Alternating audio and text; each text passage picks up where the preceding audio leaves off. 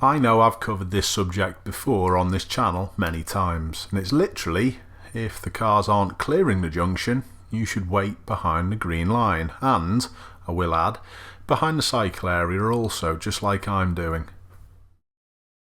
But the point I'd like to make with this particular clip is, even if people aren't doing the correct thing, like the vehicles to my right hand side, be resolute and happy that you're doing the correct thing. Try not to be pressured by people behind, because you will get the arm wavers, and you probably occasionally get people on the horn telling you to move forward.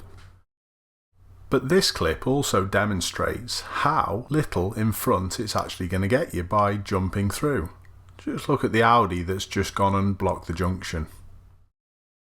And as I speed the clip up and we wait through a whole sequence of the traffic lights, look to see exactly how far ahead the Audi is now when it's my turn to go.